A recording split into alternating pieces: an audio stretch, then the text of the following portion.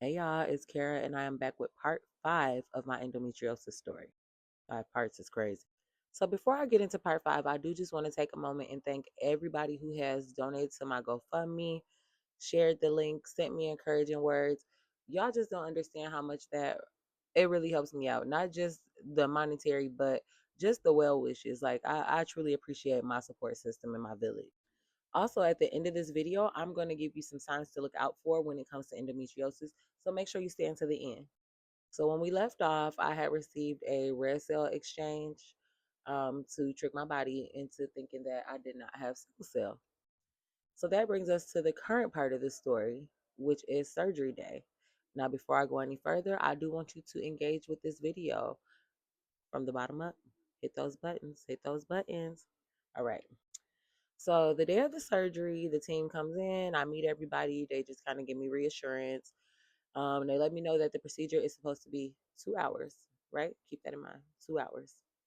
So my family is there. I'm happy, nervous but happy, and getting prepped. Just going through the motions, making sure everything is everything. They take me down to the OR. They make sure I know what I'm there for.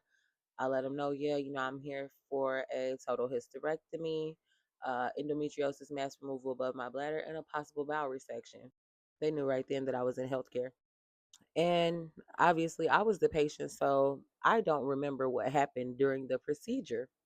What I do remember is waking up and being wheeled to my room. Actually, let me back it up. I remember waking up to the anesthesiologist next to me in the recovery room. And he looked at me and he said, "Oh, good, you're awake."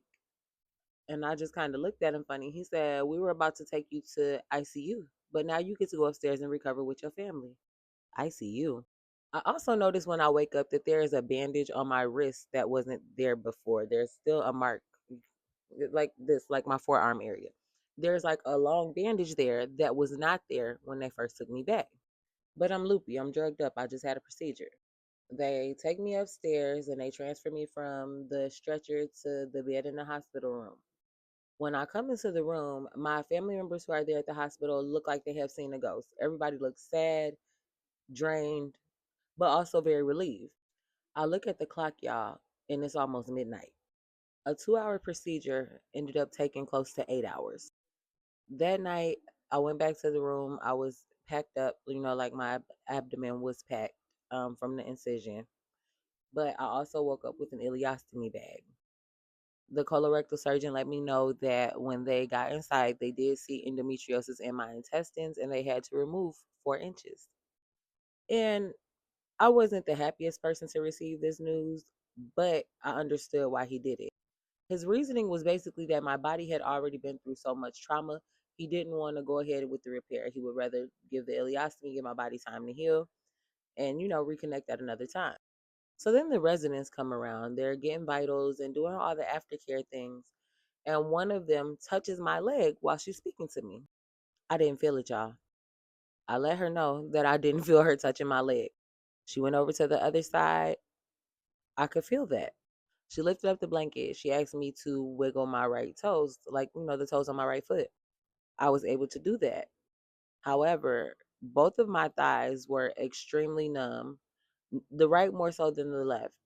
And then also, the numbness in the right leg was from the ankle to the hip. Like the leg was just like dead weight. It was the scariest thing. Like you have no idea maybe you do, but I had no idea what it feels to like to wake up and not be able to use your leg. Initially, I was told by the attending physician that this could just be anesthesia and that sometimes anesthesia takes longer to wear off than others. I feel like this is a good point to stop because I'm just starting to kind of relive some moments, and I'm gonna do my best to get through this story, y'all. But that is why I'm in the predicament that I'm in as far as the GoFundMe and the limited mobility. I woke up and I was unable to use my leg. In part 6, we're gonna get into the reasons why and the explanation of it all. Now, as I promised, if you stay to the end, I'm gonna bless you with some warning signs for endometriosis. And I say bless because this is something that I would not wish on my worst enemy. So, warning signs for endometriosis are usually painful periods, irregular periods.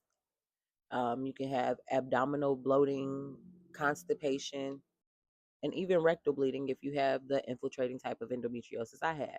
I know these symptoms sound very similar to other hormonal issues for women, but it's very important to advocate for yourself. If you're having those symptoms or anything irregular with your menstrual cycle or your lady business, advocate for yourself, push, make them do tests, make them do ultrasounds, MRIs, whatever needs to be done. If it can prevent you from the things that I have been through, I'm here to tell you, you need to do it.